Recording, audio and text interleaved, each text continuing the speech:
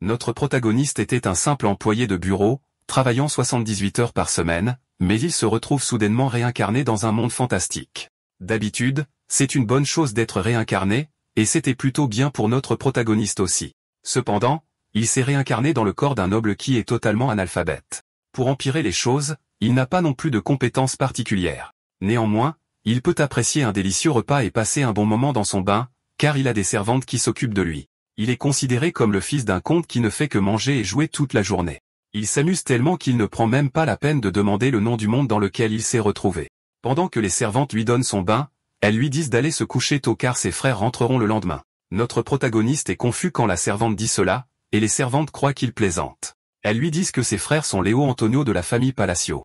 Au moment où il a entendu le nom de la famille Palacio, il a réalisé que cela lui semblait assez familier. Au moment où ça fait tilt dans son cerveau, il plonge sa tête dans l'eau de frustration car il s'est retrouvé d'une manière ou d'une autre dans Psychédélica. Dans sa vie passée, il y avait un jeu auquel il avait réussi à trouver du temps pour jouer, et ce jeu était Psychédélica. C'était un RPG au tour par tour où, peu importe la route que le joueur prenait, au moment où les 5 grands péchés apparaissaient, le royaume, les nobles, les villes et tout s'effondrait. Les 5 grands péchés, qui sont ceux que tout le monde connaît, sont l'avidité, la colère, la paresse, l'orgueil et l'obsession. Ces 5-là ont tout ravagé, et parmi les maisons détruites se trouve le comté de Palacio. Le fils aîné de la maison est Léo, et il est connu comme le roi de la prostitution, tandis que le deuxième fils, Tonio, est connu comme le roi de la drogue. La famille était une bande de nobles ringards qui apparaissaient dans une quête secondaire avant même que l'histoire principale ne commence. Notre protagoniste n'arrive pas à croire qu'il s'est retrouvé au tout premier endroit qui a été écrasé par les 5 grands péchés.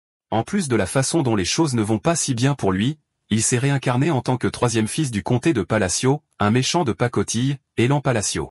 Elan est allongé sur son lit, regardant avec horreur tout en priant pour être renvoyé à son ancienne vie de misère car elle est très probablement meilleure que le destin qu'il est sur le point de subir. Les larmes aux yeux, il s'interroge sur le but d'une vie qui lui serait arrachée dans 10 ans. En fait, il croit que c'est pire que de se faire retenir son salaire pendant 6 mois entiers. Il se demande pourquoi, en tant que personne réincarnée, il n'obtient même pas un seul avantage pour l'aider à sauver sa vie. Soudain, il lui vient à l'esprit qu'il a un atout à sa disposition, et c'est de connaître le contenu du jeu qui se déroule dans 10 ans. Pour lui, c'est fondamentalement la même chose que de connaître l'avenir aussi. Puisqu'il le sait déjà, il croit qu'il peut se débarrasser de la cause de la destruction avant même qu'elle ne se produise.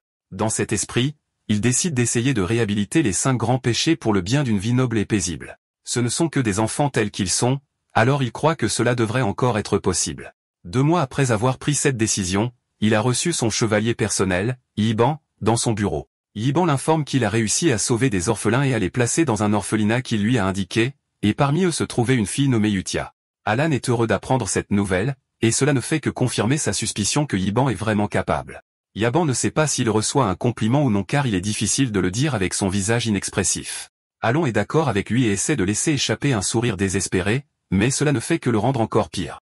C'est assez difficile pour lui car son visage original était assez expressif, mais il semble que ses émotions ne se montrent pas sur son visage actuel.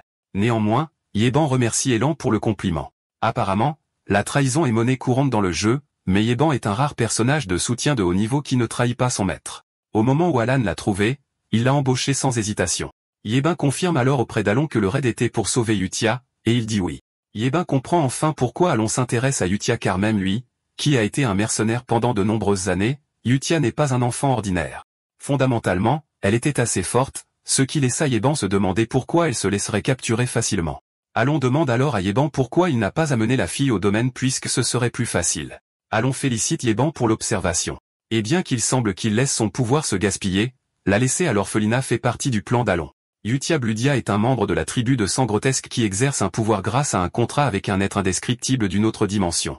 Yutia a plus tard grandi pour devenir le péché de la colère parmi les 5 grands péchés. On lui a donné un titre qui la faisait ressembler à un monstre qui ne méritait que la mort. C'était un monstre qui a causé des centaines de morts, mais si elle réussit à grandir paisiblement, elle ne participera pas à la destruction. Pour Elan, il a réussi à enlever la première mine terrestre. Et puisqu'il ne peut pas donner sa vraie raison, il décide de donner à Yiban une fausse raison de laisser Yutia là-bas. Elan invente une raison stupide, et Yiban le croit. Elan mentionne que le moment n'est pas encore venu, et il dit à Yiban de s'assurer que personne d'autre ne sache ce qu'ils font. Il ordonne également à Yiban de fournir tout ce dont l'orphelinat a besoin pour eux. Alan passe ensuite une lettre à Yiban, lui disant de la donner à Yutia. Yiban demande si la lettre est importante, et Alan dit que c'est une lettre pour aider Yutia à s'installer. Alan croit que la lettre serait idéale pour la calmer car elle a subi une dure expérience humaine. Yvon est impressionné que son maître ait même écrit une lettre, et il a promis de la livrer en toute sécurité. Même s'il ne sait pas si la lettre calmera Yutia, Alan croit qu'il doit d'abord essayer. Apparemment, il a mélangé le vrai message à l'intérieur des politesses qu'il a écrites dans la lettre. C'est quelque chose qu'il a entendu des dizaines de fois en rejouant au jeu. C'était un message apaisant de l'archevêque qui aide avec le péché de la colère. Cependant, ce message est arrivé trop tard dans le jeu, mais Hélène croit que l'envoi précoce du message à Yutia devrait aider à la mettre dans la bonne direction. Hélène n'arrive pas à croire qu'il essaie de se lier d'amitié avec un monstre, mais puisqu'il vénère un être d'un autre monde, il croit que ça devrait marcher. Quand Yutia reçoit la lettre, elle prend un moment pour la lire. Et à ce moment-là, Yeban peut sentir l'immense puissance magique provenant de son corps, ce qui est tout à fait absurde. Elle est fondamentalement une enfant étrange, totalement dépourvue d'émotions. Yutia demande alors à Yeban si Alon était vraiment celui qui a envoyé la lettre. Et avec la peur qui rentre dans son corps, Yeban dit oui. Yutia dégage une aura vraiment terrifiante avant de demander à Yeban pourquoi Alon lui-même ne s'est pas présenté. Yeban n'arrive pas à croire que la fille est déjà au niveau maximal à son âge, c'est pourquoi Hermana peut être visualisée. Yeban dit alors à Yutia qu'Alon a dit que le moment n'était pas encore venu.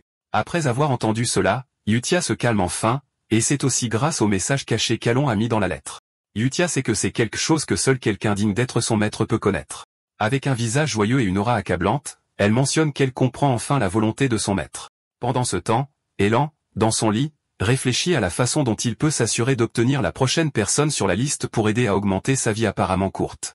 Peu de temps après, Elan est dans la bibliothèque en train de chercher des indices sur le troisième péché lorsqu'Yvon se précipite pour lui dire qu'il a réussi à sauver le deuxième péché qu'il a mentionné.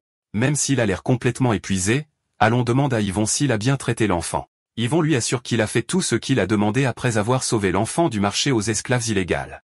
Soudain, le grand frère poubelle d'Alon, Tonio, entre dans la pièce et ne perd pas de temps à utiliser Alon comme tapis de pied. Il exprime son choc qu'une personne aussi ennuyeuse qu'Alon ait décidé de lire des livres dans la bibliothèque. Alon reste muet, ce qui énerve Tonio, et il crie sur Alon, lui disant de répondre quand ses aînés lui parlent. Alon n'arrive pas à croire que l'ancien propriétaire de ce corps ait survécu aussi longtemps parce que Tonio cherche toujours la bagarre. Alon aurait préféré riposter, mais il sait qu'il vaut mieux éviter. Il baisse rapidement la tête comme un esclave, disant à Tonio qu'il aimerait simplement s'excuser de quitter la bibliothèque puisque son grand frère veut l'utiliser. Tonio se moque d'Elon, disant qu'il a enfin compris sa place. Soudain, un couteau arrive en volant vers eux et manque de peu la tête de Tonio. Il s'avère que le couteau venait directement du fils aîné, Léo. Léo dit qu'il ne veut pas de vacarme de si bon matin. La tension entre les deux s'intensifie immédiatement alors qu'ils commencent à se menacer de mort. Elon s'éloigne doucement des deux puisqu'il ne veut pas de leurs histoires. La famille n'était qu'un personnage secondaire qui s'est fait éliminer très tôt. Et même si c'est une famille puissante, les deux frères poubelles se battaient toujours férocement pour savoir qui allait devenir le chef de la maison. L'un est connu comme le roi de la chair, tandis que l'autre est le roi de la drogue. En gros, les deux sont les rois de la pègre, et personne qui veut vivre une bonne vie n'osera les embêter. Alon réussit à sortir de la pièce en rampant pendant que les deux mettent tout sens dessus-dessous. Alon comprend que la meilleure chose pour lui est de vivre comme une ordure incompétente s'il veut vivre longtemps. Alon retourne dans sa chambre et s'allonge sur son canapé pour se reposer. D'un autre côté, Yvon se demande comment une personne d'apparence aussi incompétente qu'Alon est capable de découvrir des expériences humaines. Alon est quelqu'un qui a l'air vraiment frêle, qui ne peut même pas prendre soin de lui. Mais pour une raison quelconque, il est au courant d'affaires étrangères secrètes.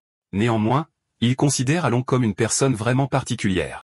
Le dernier enfant qu'il a sauvé est considéré comme vraiment dangereux avec des pouvoirs que l'on considère comme apocalyptiques. En gros, il a été sauvé dans le royaume de Calion où il y avait un marché d'esclaves illégal. Grâce à cela, Alon a pu sauver le deuxième péché, Deus. Après que Deus ait été vendu comme esclave, il a été maltraité et a circulé sans cesse. À cause de cela, il a fini par devenir le péché de paresse, qui fait partie des 5 grands péchés. Après que Deus ait craqué, il a anéanti des royaumes de la manière la plus horrible qu'on ne pourrait même pas imaginer possible. Même la plupart des joueurs ont été traumatisés par la cruauté avec laquelle Deus a éliminé ses ennemis. En raison de sa dangerosité, Alon a dit à Yaban de le traiter avec douceur. Yaban demande alors à Alon si la lettre qu'il a envoyée à Yutia concerne le deuxième enfant, et Alon le confirme. En plus du message important contenu dans la récente lettre, il y a également ajouté des informations supplémentaires importantes. Alon avait dit à Yutia de prendre soin de l'enfant parce qu'il était fragile. Et comme son maître l'a ordonné, Yutia a fait ce qu'il fallait. Elle s'approche de Deus pour l'aider à sortir de sa situation mentale désespérée tout en lui disant qu'il a été choisi par une grande personne. Yutia a dit à Deus qu'il obtiendrait sa vengeance contre ceux qui lui ont fait du tort s'il pouvait servir Alon avec la plus grande loyauté. Avec l'aide de Yutia, Deus est capable de libérer son pouvoir mais aussi de le maîtriser. Elan, d'un autre côté, panique parce qu'il ne sait pas où est le troisième boss. Soudain, Yeban entre dans la pièce pour dire à Elan que le deuxième fils, Tonio, est mort. Cela choque vraiment Elan parce que Tonio ne devrait pas encore être mort. En un rien de temps, des funérailles sont organisées pour Tonio, et même dans le hall, on voit leur père s'amuser avec des filles comme s'il ne s'inquiétait pas que son fils vienne de mourir. D'un autre côté, Elan trouve vraiment suspect que Tonio soit mort d'une chute accidentelle parce que ça ne s'est pas passé comme ça dans le jeu. Dans le jeu, Léo a lutté avant de pouvoir enfin tuer Tonio. Cependant, les choses sont différentes parce qu'Alan peut clairement voir Léo rire au-dessus du cadavre de Tonio. Néanmoins, Alan pense que la seule chose qu'il doit faire est de s'assurer qu'il rassemble les 5 grands péchés. Un an plus tard, tout à la maison semble plus stable que jamais puisqu'il n'y a aucune raison de succession, et Léo a également repris le commerce de la drogue de son frère. Pendant cette année, Elon est essentiellement devenu un correspondant avec Yudia. Il s'envoie toujours des lettres. Et à cause de tout ce qui va bien, l'orphelinat reçoit toujours une longue liste de dons. Yaban dit alors à Elon qu'il a trouvé un indice concernant ce qu'il recherche. Elon est heureux d'entendre cela parce que cela signifie essentiellement un ancien registre sur le troisième boss. Elon est heureux d'avoir enfin trouvé le troisième boss. Pour Elon, c'est une soirée paisible, mais on ne peut pas en dire autant sur un certain site de distribution de drogue. 2 officiers de haut rang sous les ordres de Léo arrivent à l'entrepôt et découvrent des dizaines de leurs membres trempés dans leur propre mare de sang. Ceux qui sont encore en vie commencent à se suicider comme s'ils avaient perdu le contrôle de leur corps. Ils enfoncent des couteaux dans leur gorge de la manière la plus horrible. Les 2 officiers se retrouvent bientôt à partager le même sort que leurs homologues. Il s'avère que la personne derrière tout ça est Deus, et il est supervisé par Yutia. Une fois qu'ils ont fini d'éliminer les méchants, Deus demande à Yutia si leurs actions signifient même quelque chose, et Yutia lui assure que oui. Yutia demande à Deus s'il a pitié des méchants, mais il dit non puisqu'ils sont ceux qui incitent les gens à consommer des substances. Il est seulement curieux de savoir ce que cela signifie pour leur plan de vengeance. Yutia lui assure alors que cela prépare le terrain pour le retour de leur maître. Et puisqu'il arrive, ils ne peuvent pas permettre que son trône soit en désordre. Deus comprend enfin tout ce que Yudia lui a prêché. Et avant de quitter les lieux, il s'assure que l'entrepôt est complètement détruit. Il laisse un signe de lune bleue sur le sol de la scène car il se considère comme la lune bleue qui est la lame d'Alon. Un an plus tard, tout semble se dérouler sans problème alors que Yeben vient lui rapporter qu'il a réussi à sauver le 5e enfant également. Le 5e a également été envoyé à l'orphelinat, et Alon ne peut contenir sa joie d'avoir réussi à surmonter sa plus grande inquiétude.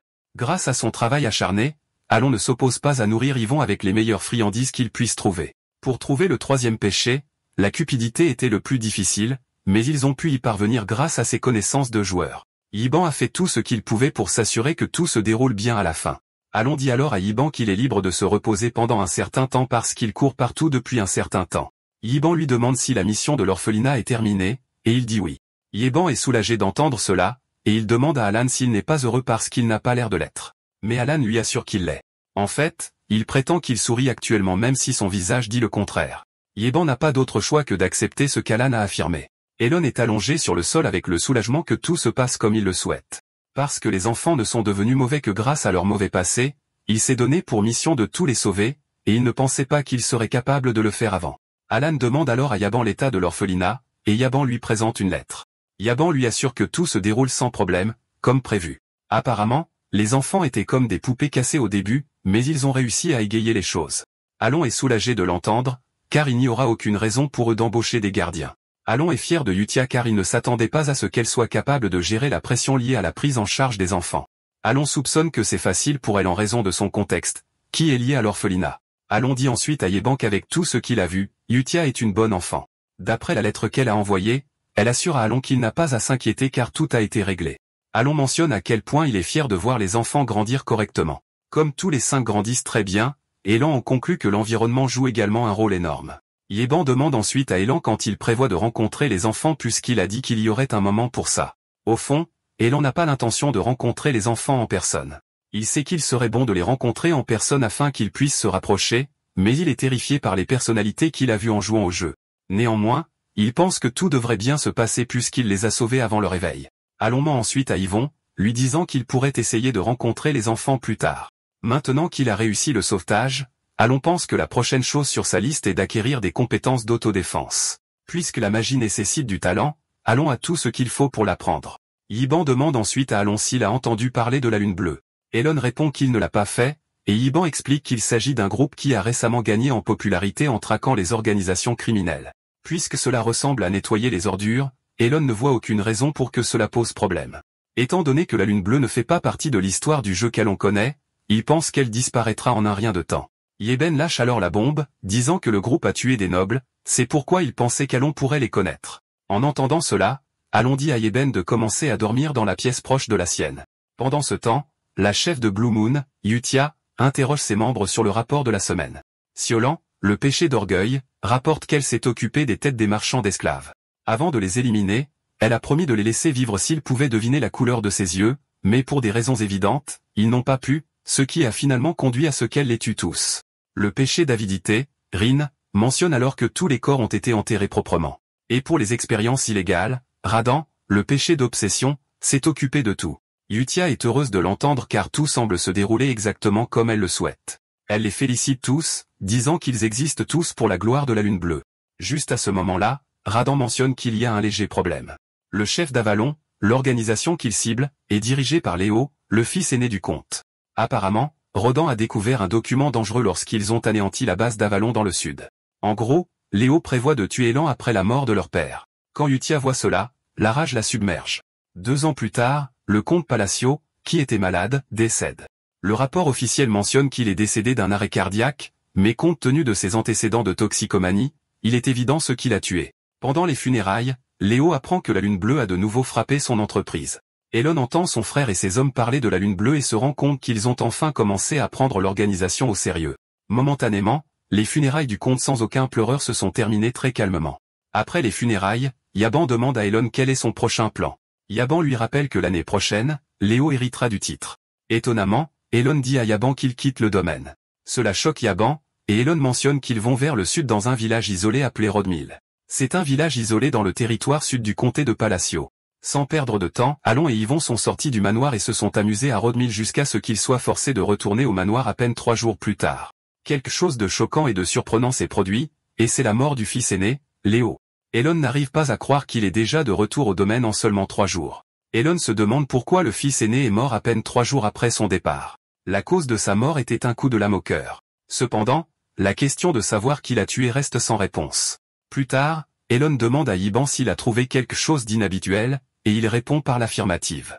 Juste à ce moment-là, Yiban demande à Elon si c'était lui qui avait anéanti Avalon en une nuit. Cette question choque Elon, et il réalise enfin pourquoi les autres nobles et invités présents ont peur de le regarder dans les yeux. Le jour où Alan allait à Rodmill, Yeben a demandé à Alan pourquoi il n'allait pas dans une ville au lieu d'un village isolé. Au fond, Alan sait que le seul endroit où il peut finaliser son plan est à Rodmill, c'est pourquoi il s'y rend. Puisqu'il a sauvé les 5 grands péchés et empêché le monde d'être détruit, il pense que Rodmill est le bon choix car il n'a aucun lien avec l'histoire originale. De plus, il y a même une Palacio Villa là-bas. C'est une maison séparée construite à l'écart de la résidence principale de la famille. C'est fondamentalement l'endroit idéal pour vivre paisiblement en tant que noble. La seule réponse qu'il donne à Yaban est qu'il y a une raison à tout. Yaban en a marre d'entendre ça alors qu'il dit à Elan qu'il met toujours les choses de côté. Mais puisqu'il ne peut pas sortir les mots de sa bouche, il décide simplement de laisser tomber. Il s'avère que Léo prévoyait déjà de le tuer. Mais puisqu'il part déjà seul, il décide de s'en abstenir. Elon s'incline même devant lui comme s'il avait peur avant de partir, et tout cela convainc Léo de laisser Elon partir. Néanmoins, il décide de dire à son assistant, Allemand, de suivre le carrosse d'Alon. Allemand demande ensuite à Léo s'il veut tuer Alon en lui demandant de suivre le carrosse. Allemand veut confirmer s'il veut vraiment tuer Alon. Léo est choqué d'entendre cela car Allemand a toujours été celui qui suit n'importe quel ordre sans un mot de plainte. Léo est surpris qu'Allemand pose des questions. Léo crie sur Allemand, lui disant que son seul travail est de suivre les ordres, mais Allemand enfonce soudainement son épée dans sa poitrine. Léo est stupéfait, le laissant demander à Allemand pourquoi il l'a trahi. Allemand sourit, disant à Léo qu'il aime jouer à des jeux. Allemand mentionne qu'il a joué le jeu tout ce temps, et il s'avère qu'il n'est pas vraiment Allemand mais Radan, le péché d'obsession. Radan dit à Léo avant de l'achever que personne ne touche à leur maître, la Grande Lune. Il mentionne qu'il pourrait être restreint à mener à bien des missions, mais en ce qui concerne la sécurité de leur maître, il n'y a aucun doute à ce sujet. Radon révèle qu'il a intentionnellement attendu qu'ils disent qu'il voulait blesser Elan avant de finalement faire son geste pour le retirer du tableau. Radon dit qu'il attend depuis 2 ans juste pour qu'il fasse le mauvais geste. Alors qu'il saigne à mort, Léo dit à Radon qu'il ne pourra pas échapper à ces hommes. Radon répond alors qu'il vient de faire de l'extinction d'Avalon son objectif principal avec ce qu'il vient de dire. Radon secoue la tête pour Léo, disant que la Grande Lune, Alon, lui a vraiment donné une chance de vivre, mais il l'a gâché. Comme d'habitude, Alon s'est réveillé par une belle matinée, qu'il considère comme un paradis parce qu'il peut se réveiller quand il veut, manger quand il veut et profiter de sa vie de noble. Elon s'amuse tellement qu'il pense à lancer une entreprise de toast. Il est occupé à grignoter de délicieux aliments quand Yiban entre dans la pièce pour lui dire qu'il vient de recevoir un message. La nourriture d'Elon devient immédiatement amère quand il lit la lettre et découvre qu'on lui demande de retourner au domaine parce que son frère vient de mourir. Avec ces simples mots, son soi-disant paradis s'est terminé en seulement 3 jours. En deuil, il est retourné au domaine, et il a remarqué que tout le monde réagissait à lui d'une manière très étrange. C'est alors qu'Yeban lui demande quand il est devenu un cerveau capable de détruire Avalon. Alon réalise enfin qu'il s'est retrouvé dans une simulation vraiment folle. Alan demande alors à Yaban d'expliquer comment il est devenu un cerveau. Yaban répond simplement qu'il est le seul à avoir quelque chose à gagner du chaos. Yaban poursuit en disant que Léo a été assassiné après avoir quitté le complexe, ce qui est un alibi parfait pour lui. De plus, cela le promeut finalement au poste d'héritier sans rivaux. Yvonne mentionne que depuis qu'Avalon a disparu, Alon n'aurait plus personne pour lui causer des problèmes. Avec tout cela réuni, Yvon dit qu'Alon est devenu le cerveau du comté. Yvon se glorifie également, disant qu'il est un maître d'armes et qu'il est sous le commandement d'Elon. Alon est finalement confus par tout cela, ce qui l'oblige à demander à Yvon s'il s'amuse plus qu'il semble danser autour du pot. Alan s'assoit pour réfléchir à tout ce qui s'est passé. Se creusant la tête, il ne pense pas qu'il existe une organisation assez forte pour pouvoir abattre Avalon en une seule nuit. Soudain, il lui vient à l'esprit qu'Yvon lui a dit un jour qu'il existait une organisation qui chassait d'autres organisations. Alan pense que les coupables pourraient être la Lune Bleue. Yeban dit alors à Alan qu'avec les informations qu'il a obtenues de la guilde, rien n'indique que la Lune Bleue soit impliquée. En gros, l'organisation de la Lune Bleue ne laisse jamais de corps, mais elle laisse une marque. Les fonctionnaires d'Avalon, d'un autre côté, ont été tués à l'aide d'une épée. Alon réalise enfin pourquoi ils l'ont choisi comme cerveau parce qu'il a un assistant qui manie une épée. Puisque la Lune Bleue n'est pas apparue avant l'histoire principale et qu'il n'y a aucune indication qu'ils soient les coupables, Alon commence à se demander qui cela pourrait être. Plus tard, lors de leurs réunions habituelles, Yutia demande à ses collègues s'il y a eu des traces de leur implication dans ce qui s'est passé, mais il l'assure qu'il n'y en a pas eu. La seule chose qu'ils ont laissée derrière eux, ce sont des piles de corps, et ils ont tout fait comme Yutia le voulait. Yutia sourit parce que son plan a si bien fonctionné.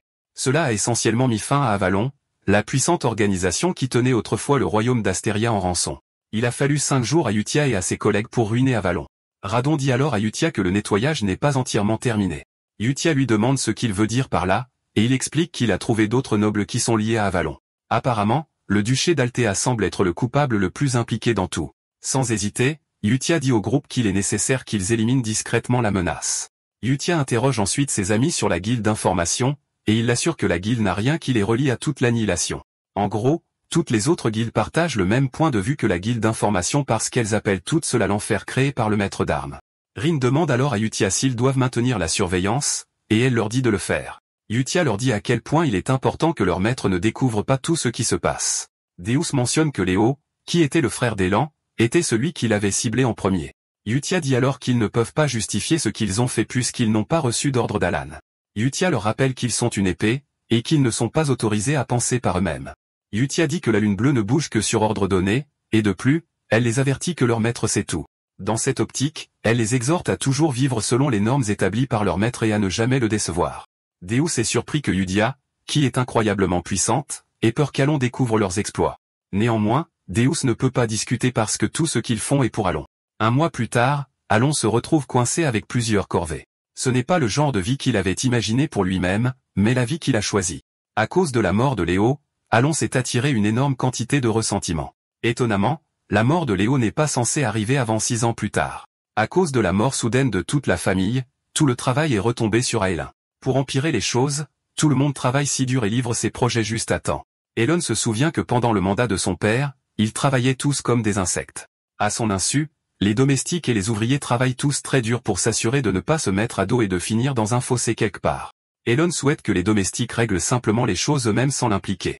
Plus tard, Yiban félicite Alon d'avoir atteint le 2e niveau de sa pratique de la magie en l'espace de 2 ans. Yiban dit à Alon qu'il possède un talent incroyable puisqu'il faut généralement environ 4 ans d'entraînement pour atteindre le 2e niveau. Pour éviter de se disputer avec Yiban, Alon admet qu'il est talentueux quand il s'agit de magie. En gros, Alon mettait tout ce qu'il savait dans la défense magique parce qu'il était nerveux. La technique qu'il apprend nécessite également beaucoup de contrôle magique, mais Alon ne se voit pas devenir bon dans ce domaine. Initialement, Alon était excité parce qu'il pensait qu'une fois le plan terminé, il n'y aurait plus de danger. Avec ça, il pourrait étudier seul sans stress. Cependant, avec le récent appel à la sécurité, Alon a réalisé que son manaol est vraiment petit. En gros, le manaol avec lequel on est comme le temps du corps d'un athlète, qui est fixé dès la naissance. Et quand il s'agit du manaol d'Alon, il est assez petit. Il est trop petit parce que même son entraînement ne peut pas le couvrir. Alon pense à sa vie stressante quand Yeban l'informe qu'une invitation à danser vient d'arriver. Alan est surpris d'avoir été invité à une soirée dansante, mais il n'a pas d'autre choix que d'y assister. En entrant dans la salle, Alan se plaint qu'il est déjà fatigué. La fête est un bal régulier pour le réseautage entre les nobles, qui se tient dans la région sud du royaume d'Astéria. Alon pense également à établir des liens avec la soirée de bal puisqu'il sera bientôt le comte. Alon se rend compte qu'avoir une bonne connexion avec d'autres nobles pourrait assurer sa sécurité à l'avenir. Alon fait son mouvement, mais tous les nobles commencent à l'éviter comme s'il était une sorte de maladie. Yibin le réconforte, lui disant de ne pas être contrarié, mais Alon n'est même pas contrarié. Alon s'attendait déjà à ce que quelque chose comme ça se produise. Alon dit à Yibin qu'il doit s'excuser. Alon se dirige vers la table des boissons tout en réfléchissant à son mouvement même s'il est évité pour être le mouton noir. Elon est prêt à résoudre sa situation actuelle avec les compétences sociales qu'il prétend avoir secrètement pratiquées. Après avoir ramassé une coupe de vin, il marche vers une dame tout en parlant de la qualité de la boisson. Il dit à la femme qu'il aimerait avoir quelques bouteilles à emporter à la maison, et il essaie de terminer la conversation avec un sourire. Mais comme prévu, son sourire est horrible. La peur s'insinuant dans le corps de la dame, elle dit à Alon qu'elle va demander à son père d'organiser cela. Et avant qu'Alon ne puisse dire quoi que ce soit, elle s'enfuit. Alan se retrouve bloqué tandis que les autres invités de la maison commencent à murmurer qu'Alan a dû menacer l'innocente dame, la forçant à s'enfuir. En fait, il croit qu'Alan est pire que ses défunts frères. Alan essaie de se détourner de la réalité que la dame a peur de lui, et il en conclut que la dame doit être timide. Yeban s'approche pour consoler Alan, et il mentionne tous les sacrifices qu'il a fait pour essayer de s'assurer que tout se passe bien. Il se rend finalement compte que le nom de Palacio est plus terrible qu'il ne le pensait. Étant donné que les rumeurs ont affirmé qu'il avait fait tuer ses frères, il est automatiquement devenu la personne avec laquelle personne ne veut s'associer. Fatigué de la pièce, Alon dit à Yeban qu'il a besoin de prendre l'air. Pendant ce temps, Alon est observé par une femme rousse particulière. Alon se remémore sa vie de déchet sur le balcon lorsqu'une étrange jeune fille se présente, demandant à parler à Alon. Alon est choqué que quelqu'un lui ait parlé, et quand il regarde de près, il s'avère que c'est Loria, la troisième fille de la maison ducale d'Altea. Alon n'est pas totalement surpris que quelqu'un de la maison lui parle.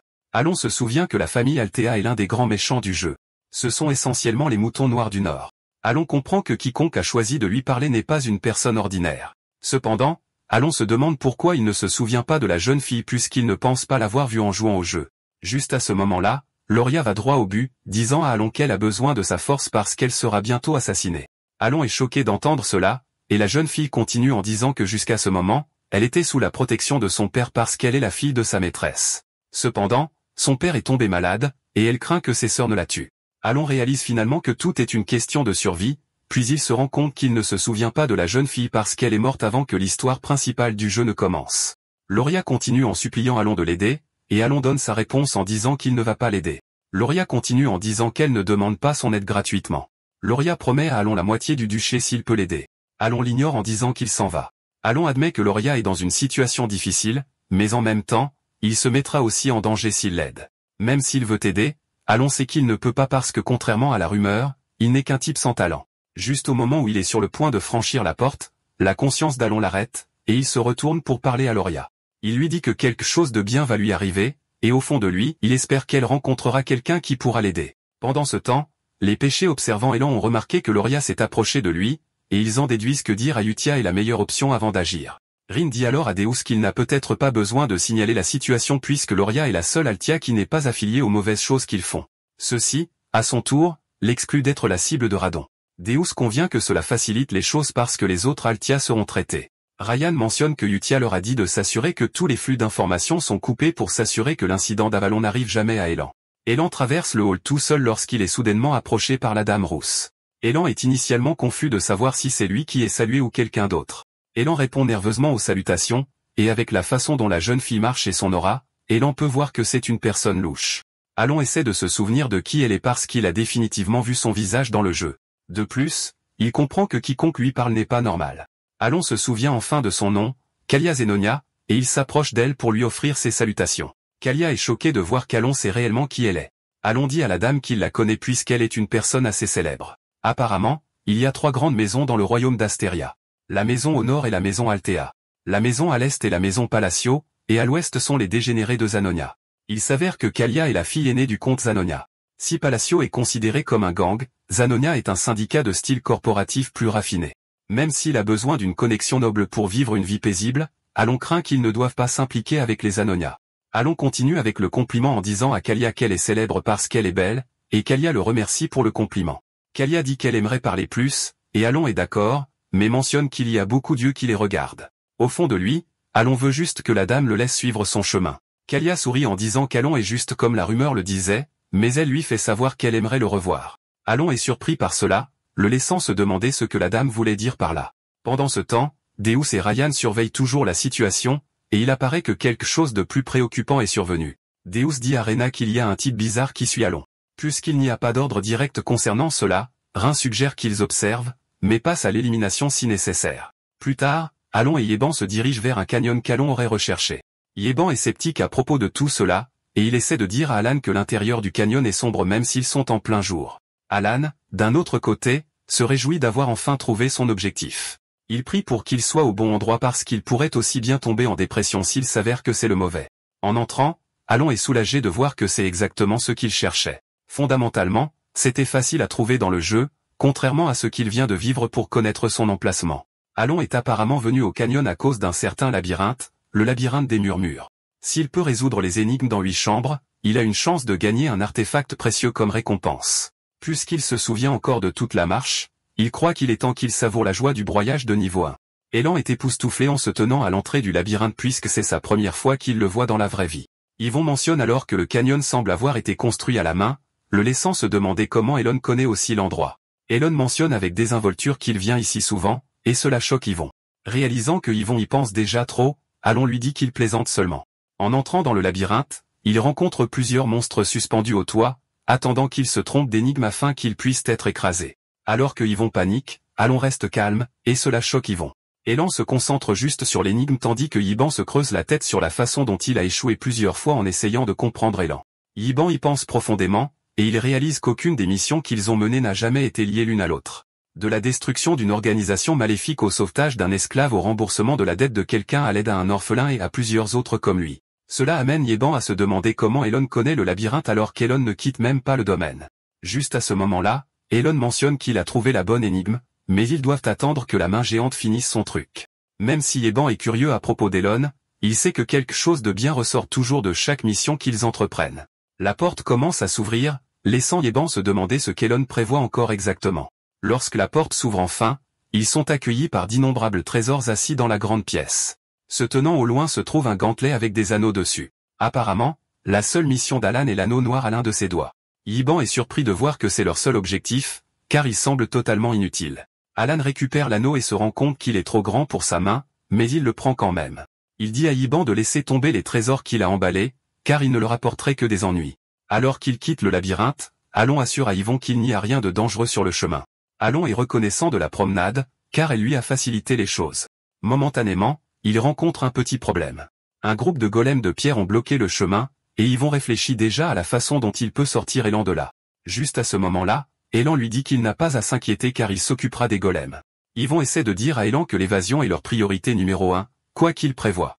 Alan marche vers les golems en levant le doigt tenant l'anneau. Yeban craint qu'Alan ne se fasse tuer car sa magie de niveau 2 est inutile contre les golems.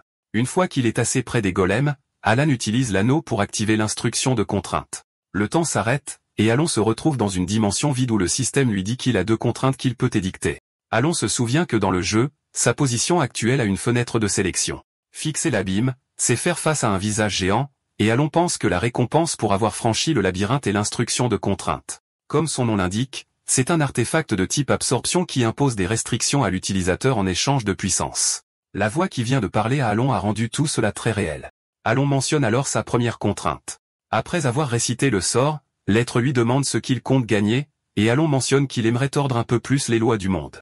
Une fois qu'il a fait sa revendication, le système accorde sa première contrainte. Et pour sa deuxième contrainte, il suit la même procédure, et le système lui demande ce qu'il recherche par là. Alan répond simplement que sa requête reste la même qu'avant. L'être prend une minute avant de répondre à Alan, et Alan craint d'avoir tout gâché. Alan sait que choisir à la fois les sauts et les mots pour la contrainte donne la plus haute puissance d'attaque magique. Pendant qu'il jouait au jeu, il a maîtrisé tous les signes de la main et les phrases, ce qui signifie que sa requête est censée être accordée. Juste à ce moment-là, l'être accorde sa requête, et la voix lui dit qu'il est considéré comme vraiment important d'avoir tout mémorisé concernant le dieu oublié. La voix lui dit ensuite de poursuivre la volonté du dieu oublié, laissant Elon confus. Une fois que l'être a fini de parler, l'anneau sur la main d'Elon est absorbé, ce qui est un signe que la contrainte a fonctionné avec succès. Juste à ce moment-là, Elon retourne dans le monde réel quand Yvon essaie de le sortir du chemin du golem. Cependant, Elon recourt à sa puissance magique. Mais même après avoir utilisé tout son mana, la sphère de foudre qu'il a créée reste petite. Étant donné que son propre pouvoir magique est nul, il décide d'essayer le pouvoir des contraintes en lui donnant le prix qu'il exige. D'accord, c'est la fin de l'histoire. Merci d'avoir regardé. À la prochaine.